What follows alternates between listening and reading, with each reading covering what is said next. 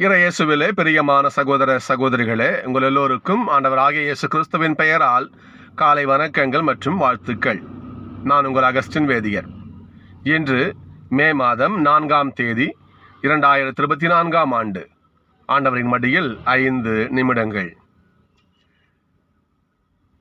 இன்றைய வாசகங்கள் நற்செய்தி பணி எவ்வளவு முக்கியமானது,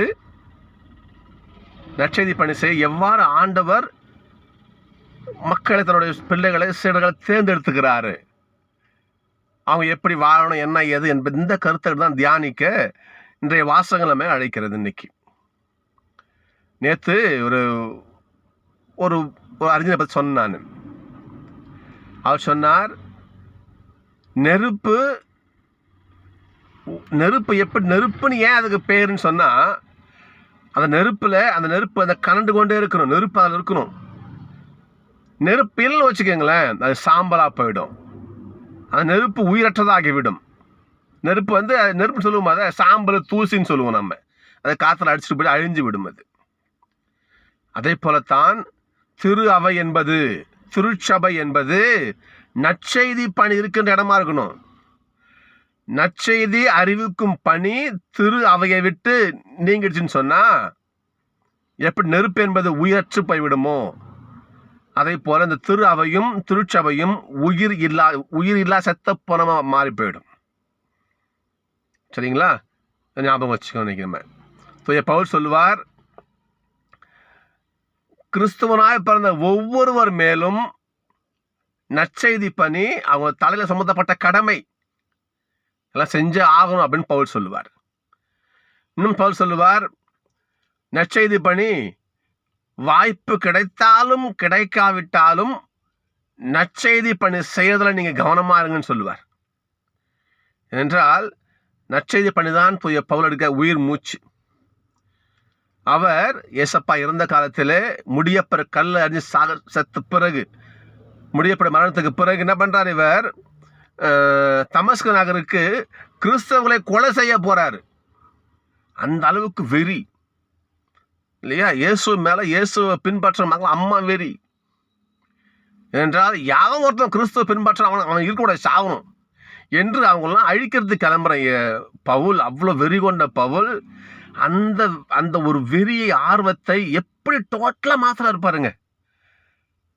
எந்த அளவுக்கு ஆண்டவருடைய அழைப்பு அவர் மேல இருந்ததுன்னா, எந்த அளவுக்கு அவர் கிறிஸ்துவை வெறுத்தாரோ, எப்படி அவரை அழிக்கணும்னு துணிஞ்சாரோ, அதை போல 100 மடங்கு ஏசப்பாவை, அவருடைய செய்தியை மக்களுக்கு அறிவிக்கணும், அப்படி தெருத்தருவா சுத்துறாருன்னு சொல்லலாம்.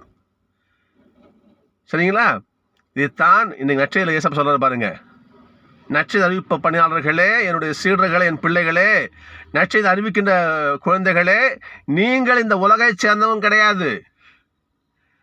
நீங்கள் இந்த உலகில் சேர்ந்தவங்க கிடையாது. ஏன்னா இங்கிருந்து உங்களை என் பணிக்கு நான் அழைச்சிக்கிட்டேன். நீங்கள் சிறப்பான அழைப்பினை பெற்றவர்கள். ஒவ்வொரு நற்செய்தி பணியாளரும் அப்படிதான். ஏனென்றால் அவர்கள் கடவுளுக்காக அழைக்கப்பட்டவர்கள்.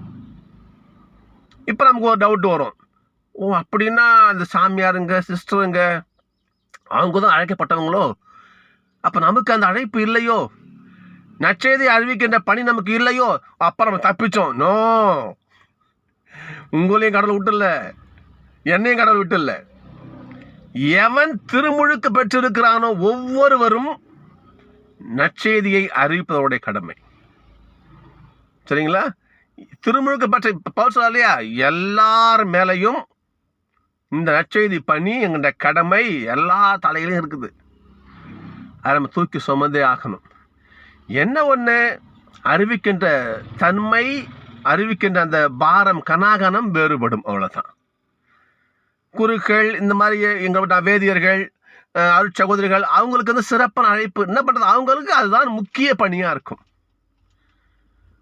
குடும்பத்தில் இருக்கிறவங்களுக்கு என்ன பண்ணலாம், நிச்சயமா அவங்களும் அறிவிக்கணும். அவங்களும் நம்மளுடைய பணி நமக்கு கிடையாது, ஒதுங்கிடக்கூடாது. தப்பு, அது மிகப்பெரிய தப்பு. அது அவங்களாம் பண்ணணும், அவனுடைய பணியை செய்யணும்.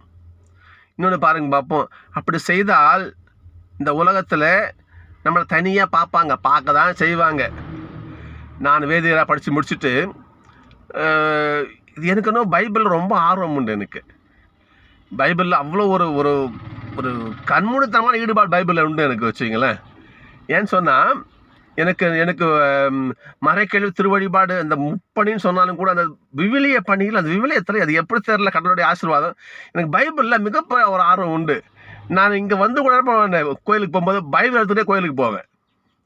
வாசிக்கிறாங்க பார்த்தீங்களா, பைபிள் பஸ் பார்ப்பேன் நான். அது பிரசங்கத்தில் முக்கியமான ஒரு கதை சொல்லுவார், ஒரு முக்கிய விஷயம் அதில் என்ன பண்ண அந்த பைபிளுக்கு பக்கத்தில் குறித்து வச்சு எழுதி வைப்பேன். அதை நான் இன்னும் என் பைபிளை பார்த்தீங்கன்னாலே அவ்வளோ எழுதி வச்சுருப்பேன். அதில் பைபிளை குறித்து வச்சுருப்பேன். ஒரு புதுசில் பிரசங்கம் வச்சுக்கோங்களேன், பிரசங்கம் வைக்கிறாரு, ஒரு நல்ல ஒரு கதை சொல்லுவார், அந்த பகுதிக்கு ஆப்டாக அந்த கதை இருக்கும், அப்படியே குறித்து வச்சுக்கோ அப்படின்னு பைபிள். நான் அப்படி தான் என்றாவது பயன்படும் நட்சத்திர பணிக்கு குறித்து வச்சுப்பேன். நான் போகிறேன்னா காதப்படவே சொல்லுவாங்க, அது என் வயசு பசங்க சொல்லுவாங்க, ஆமாம் அது வந்துட்டார், பெரிய பக்திமான் வந்துட்டார், பைபிளோடவே கோயிலுக்கு போகிற பக்திமான் இவருன்னுவாங்க. என் காது படவே.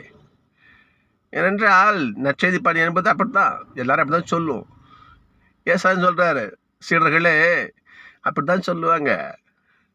ஏனென்றால் நீங்கள் இந்த உலகை சேர்ந்த மக்கள் கிடையாது. நான் உங்களை என் பணிக்குன்னு என் பிள்ளைங்களாம் அவங்க தனியாக எடுத்து வச்சு பொறிக்க வச்சுட்டேன். என்னையும் அதான் பண்ணாங்க. ஏன் சொல்கிறாரு பாருங்க நட்சத்திர பாருங்களேன். நீங்கள் என்னையும் துன்புறுத்தினார்கள், என்னையும் கஷ்டப்படுத்தினாங்க, காரி உமிஞ்சாங்க, என்னை மலை மேலே தூக்கி கூட்டின்னு போய் தள்ளி விட்டு கொலை பண்ண பார்த்தாங்க. என்ன சரிங்களா, வாசிச்சு பாருங்க, கொலை பண்ண பார்த்தாங்க. உள்ளூர் மக்கள் ஏற்றுக்கல. தச்சமாவன் தானே, சூசமாவன் தான், தச்சமாவன் தானே இவன் சொல்ல வந்துட்டார், பஸ் வந்துட்டார் அப்படின்னு சொன்னாங்க. தச்சமாவன் இதோ மரியாமாவன் கடவுளுடைய புள்ளன்றார், இவர் மெஸ்ஸியான்றார், இவர் உள்ளூரில் எனக்கு ஏற்றுக்கல. அந்த அளவுக்கு என்னை இழிவுபடுத்தினார்கள். என்னையே அப்படி செய்கிறாங்கன்னா என் பிள்ளைகளே உங்களெல்லாம் பண்ணுவாங்க, அப்படி தான் செய்வாங்க, அப்படி தான் கேலி பேசுவாங்க, அப்படி தான் புறம் சொல்லுவார்கள். பயப்படாதீங்க, தைரியமாக இருங்க. ஏனென்றால் நீங்கள் நற்செய்தி அறிவிப்பு பணியின் பொழுது இதனுடைய பராமரிப்பு முழுமையாக உங்கள்கிட்ட இருக்கும். அப்போ ஆண்டவர் சொல்கிறார். இன்றைக்கி முதல் வாசகம் பார்க்கலாம். இன்றைக்கி முதல் வாசகம் பார்க்கணும். சொல்கிறார் பாருங்க, நீ பித்தினியாவுக்கு போகாதே, தடுக்கிற ஆண்டவர். ஸோ ஏதோ பிரச்சனை என்ன நல்லது கடவுள் கூட வழி நடத்துறாரு. அதை சொல்கிறேன் நான். அப்போ நீ எங்கே போகணும்? மாசிதோனியாவுக்கு போ, அங்கே ஆண்டவருடைய பணி தேவைப்படுகிறது, நற்செய்தி பணி அங்கே தேவைப்படுது, நீ அங்கே போ என்று பவுலை திமோத்தேயை வழி நடத்துறாரு பாருங்க ஆண்டவர். அதுக்கு சொல்ல வர. ஏனென்றால் நற்செய்தி பணியாளர் ஒவ்வொருவர் கூடவும் ஆண்டவர் துணை இருப்பார், விட்டுற மாட்டார்.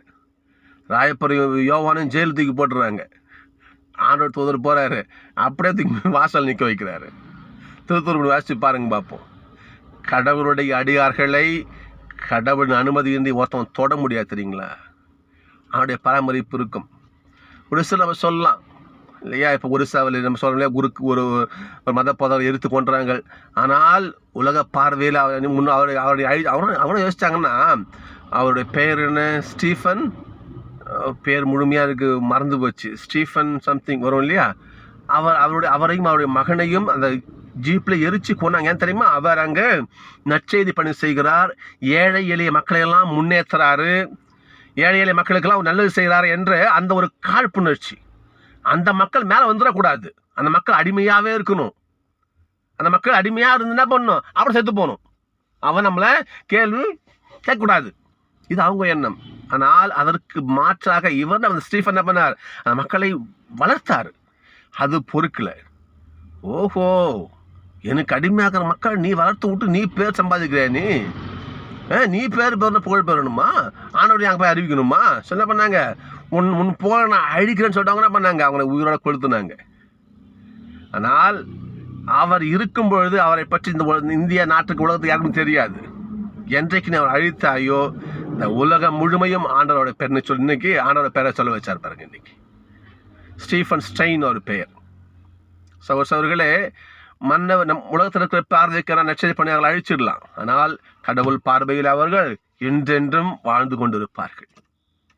ஏன்னா நற்செய்தி பணி செஞ்சு பாருங்க பார்ப்போம்.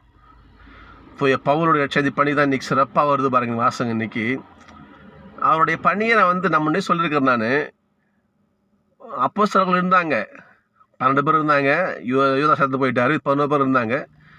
அந்த 11 பேரை காட்டிலும் ஒரு புடி அதிகமாக சொல்லலாம். பவுலுடைய பணி மேலதான். 3 தூதுவரை பயணங்கள் அவர் அறிவித்த பயணங்கள் உலகமெங்கும் அந்த மூளை முடுக்கெல்லாம் போயிட்டு ரோமாபுரி வரைக்கும் அவர் சிறை கைதியாகவே போயிட்டு அங்கேயே பணி செய்து அங்கேயே இறந்தார். பவுலை போல ஒரு அளவு பார்க்க முடியுமா? அவருடைய பணியெல்லாம் பாருங்க. அவர் வார்த்தை தான், வாய்ப்பு கிடைச்சாலும் கிடைக்காவிட்டாலும் ஆண்டவரை அறிவிப்பதிலேயே நீ குறியாயிருன்னு பவுல் சொல்லுவார். அதை போல இவர் வாழ்ந்தும் காட்டினார். நிறைய பேர் சொல்லியிருக்கிற, திரும்ப சொல்கிறேன் பாருங்க, அவருக்கு ஒரு சின்ன ஒரு கேப்பு கிடைச்சிடக்கூடாது, அங்கே ஆண்டவரை அறிவிப்பார். ஒரு சின்ன ஒரு கேப்பு அங்கே ஏசப்பா நல்லவர், அங்கே ஒரு ஆண்டவரை பேர் சொல்லிடுவார். எப்படின்னா, அவர் பவுல் என்ன பண்ணுறாரு, ஒரு முறை மால்தா தீவுக்கு, அதாவது எருசலேமிலிருந்து அடிமையாக சிறைக்காக நாடு கடத்தப்பட்ட ஒரு உத்தரவின் பேரில் ரோமாபுரிக்கு ஒரு போவார். இவர் போகும்போது என்ன ஆகும், கப்பல் உடஞ்சி போய்டும், கப்பல் சிதைவு, ஒரு புயலில் மாட்டிக்கும், கப்பல்லாம் உடஞ்சி என்ன பண்ணும், இவங்கெல்லாம் மால்தா தீவுங்கிற தீவுக்கு கரையேறுவாங்க. பவுல் அங்கே போய் கரையேறுவார். அங்கே இருக்கின்ற அந்த ஆதிவாசிகள் அங்கே மக்கள் என்ன பண்ணுவாங்க, குளிர் காஞ்சிட்டு இருப்பாங்க. அங்கே சொல்லி வெறுவெல்லாம் போட்டு குளிர் காஞ்சிட்டு இருப்பாங்க. குளிர் காஞ்சிட்டு இருக்கும் பொழுது அந்த சின்ன குச்சி தானே, சொல்லி தானே, அதில் ஒரு குட்டி பாம்பு என்ன பண்ணுது, பவுலை கடிச்சிடுது. அச்சே போ அப்படின்னு உதறாரு, அது போயிடுது. இவருக்கு ஒன்றும் ஆகலை, பவுலுக்கு ஒன்றும் ஆகலை. என்ன பண்ணுறாரு, பவுலுக்கு ஒன்றும் ஆகலைன்ன உடனே அந்த மக்கள்லாம் இவரை கடவுள்னு சொல்கிறாங்க. ஐயோ, பாம்பு கடிச்ச ஒன்றும் ஆகலையே, பவுல் தான் கடவுள் சொல்லி இவரை விழுந்து வணங்க ஆரம்பிக்கிறாங்க. ஐயோ, இரு நான் கடவுள் கிடையாதுயா, சாதா மனுஷன்தான். கடவுள் யார் தெரியுமா, உக்கார், ஏசப்பா தான் கடவுள். எப்படி பாருங்க, எந்த ஒரு வாய்ப்பு கிடைக்கக்கூடாது ஆண்டவர் அறிவிக்க. உடனே அங்கே இன்றைக்கு சகோதரர்களே, அந்த மால்டா தீவிலே 100க்கு 100 கிறிஸ்தவர்கள். இன்னைக்கு விதை யார் போட்டது, தூய பவுல். ஏனென்றால் நட்சத்திர பணி, நீ போய் அங்கே விதையை போடு, ஆண்டவர் வளர்த்து மரமாக்குவார். நீ அறிவிப்பு பணியை செய்ய, ஆண்டோட பணியை செய்ய, அங்கே போயிட்டு ஆண்டவர் ஏசு நல்லவர், அந்த ஒரு விதையை அங்கே போட்டுரு, கடவுள் அதை வளர்த்து மரமாக்கும். இன்னைக்கு பாருங்க, மால்தா தீவில் இன்றைய நாள் வரை இன்னும் 100க்கு 100 கிறிஸ்தவர்கள். அங்கே யாரு போட்ட விதை, தூய பவுல். அந்த ஒரு மாதிரி என்ன பண்ணுவார், ஏதென்ஸ் நகருக்கு போவார். அங்கே நிறைய சாமி சிலைகள், நிறைய மாடம்னா ஒரு கெபி மாதிரி இருக்கும், நிறைய சாமி சிலை நிறையா இருக்குது. இதுக்கு சாமி, இதுக்கு வச்சுக்கோமே, இது காற்றுக்கு உடம்பு நாளத்துக்கு ஏதாவது வச்சுக்கோமே, நிறைய சாமி காட்டிக்கிட்டே வராங்க. பார்க்குறேன், ஒரு மாடம், ஒரு கெபி மட்டும் காலியாக இருக்குது.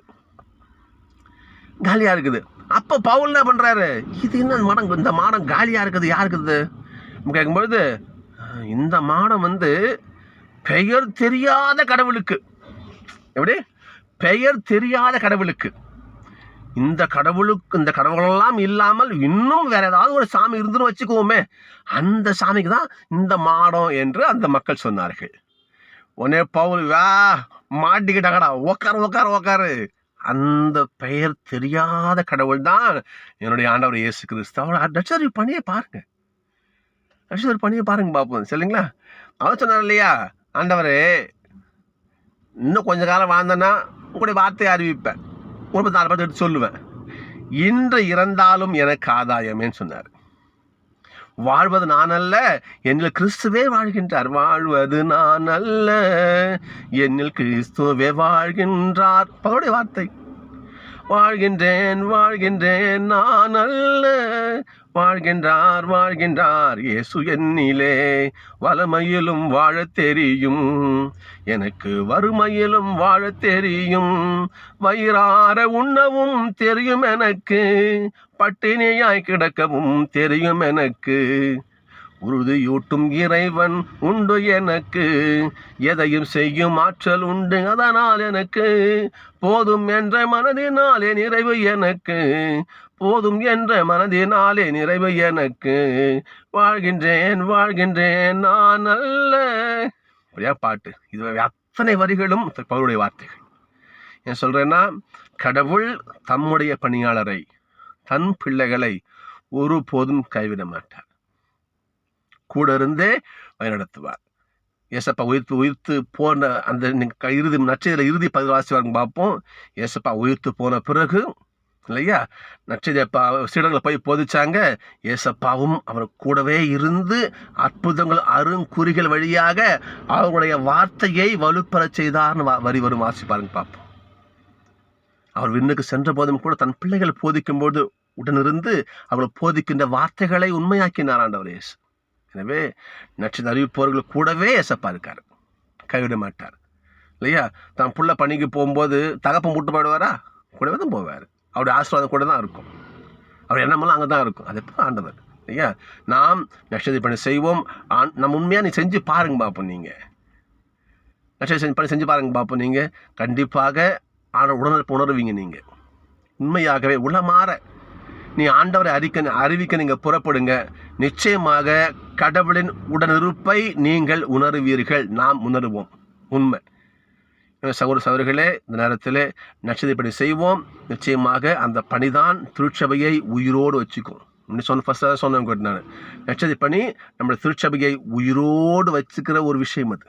எனவே நம்முடைய திருச்சபை திரு அவை இறந்து போகிறோமா உயிரோடு இருக்கணுமா முடிவு செய்வோம். நன்றி. நாளை சந்திப்போம்.